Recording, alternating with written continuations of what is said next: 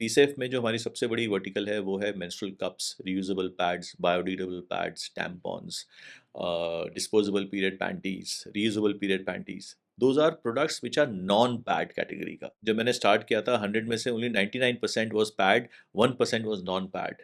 आज के दिन वो 10% नॉन पैड्स हैं लास्ट 8 साल के अंदर में। यूएस में ऑलमोस्ट 55% नॉन पैड्स है, चाइना में ऑलरेडी 45% नॉन पैड्स है।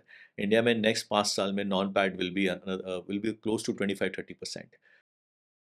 आज कोई को खाने को नहीं है तो वो कहाँ से सेफ्टी करेगा? Correct. To give you an idea, 2017 में जब मैंने पीसेफ स्टार्ट किया था, द पैड का जो पेनिट्रेशन था इंडिया में या पीरियड केयर का पेनिट्रेशन था 17% था। आउट ऑफ 100 मेनिस्ट्रेटर्स जो कि पीरियड में है 100, सिर्फ 17 women were using a period care product. बाकी लोग एशेज, डस्ट, ओल्ड क्लॉथ्स, बनाना लीव्स, न्यूज़पेपर ये यूज़ करते थे। 2017, आज है 2025, राइट? ऑलमोस्ट 27 से 30% लोग कर रहे हैं। तो सिर्फ आप समझ लो 10 से 13% इंक्रीमेंट हुई है। अगर मैं कंपेयर करूँ श्रीलंका, श्रीलंका ऑलरेडी 97% पेनिट्रेशन है। यूएस 100% पेनिट्रेशन है, चाइना 95% पेनिट्रेशन है।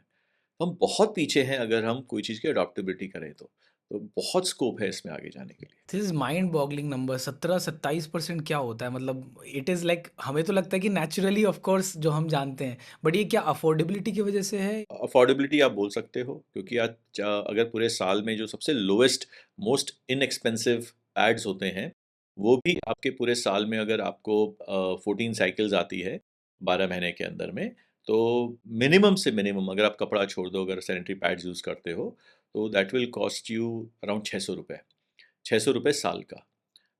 इंडिया में बहुत सारे लोग हैं जो उसको अफोर्ड नहीं कर पाते। सो आई थिंक अगर इस माध्यम से मैं बोलूँ कि मुझे इतना अच्छा लगता है कि यंग बच्चे लोग मेरे पास आते हैं, मुझे मैसेज करते हैं कि मुझे सैनिटरी नैपकिन्स डोनेट करनी है। ये धीरे-धीरे चेंज हो रहा है, पहले तो कोई बात तक नहीं करता था। आजकल तो हम ओपन कन्वर्सेशन कर रहे हैं about periods, about sanitary napkins. I think this is how the world is changing.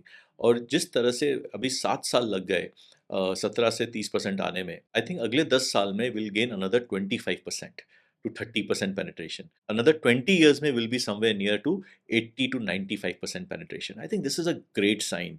और हम सबको करना है। अगर आप अपने घर में आपकी जो मेड सर्वेंट्स हैं या गार्ड्स हैं, उनकी वाइफ्स हैं, अगर उनसे पूछ के अगर हम अर्बन पुअर को स्टार्ट करें, तो आई थिंक धीरे धीरे ये गांव तक जाएगा और ये डिस्कशन चालू होना, because this is not a disease, this is hmm. A natural phenomenon. If a woman is chumming, अगर वुमन पीरियड्स पर है, she is the most healthy person around. इस पे तो अभी आई थिंक ज़ीरो टैक्स ही है ना पैड्स पे तो। जी हाँ, एग्जेम्प्टेड है। सो आपने अभी इतने सारी कैटेगरीज बनाई, बहुत सारे हेडविंड्स देखे आपने, लेकिन अब ये जो आपका अभी का एड्रेसेबल मार्केट है, ये कितना बड़ा है? अभी कितना बड़ा है ये इंडस्ट्री बन चुका है? अगर मैं फेमिनिन हाइजीन इंडस्ट्री लूँ, तो आज के दिन feminine hygiene industry almost 8,500 crore का है। साढ़े इंडिया आठ में? हजार इंडिया में। यूएस में $5 बिलियन का है। यूएस की पॉपुलेशन 300 मिलियन है, जिसमें से हाफ अगर कर लो वुमेन हो गए, समझो 150 मिलियन। 150 मिलियन में से जो मेनिस्ट्रेटर हैं वो होंगे ऑलमोस्ट 100 मिलियन के नीचे, 70 मिलियन होंगे।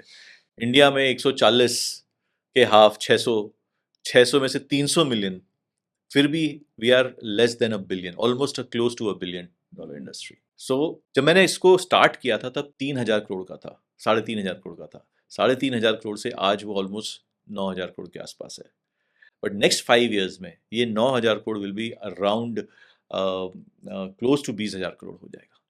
बिकॉज अब ग्रो फास्ट होगा, बिकॉज बहुत सारे लोग आए हैं, thanks to the Instagram, thanks to लोग जेंजीज। मतलब I always give credit to the Gen Zs because are they are right on your face.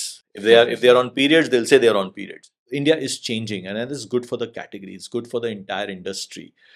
जो पहले नहीं हुआ वो अब होगा। मैंने तो बहुत कुछ 4-5 साल में देखा है, women are very spoken about it and we always have to be considerate कि क्या चल रहा है, छुट्टी चाहिए, ये वो। तो आज के टाइम में जैसे आपने बोला जेंजी, इवन मिलेनियल्स के मतलब एंड ऑफ द जनरेशन में देख रहा हूँ कि वो वह है कि मतलब people are more spoken about their problems and how they want some balance out of it, how they want their managers to understand, which is very good.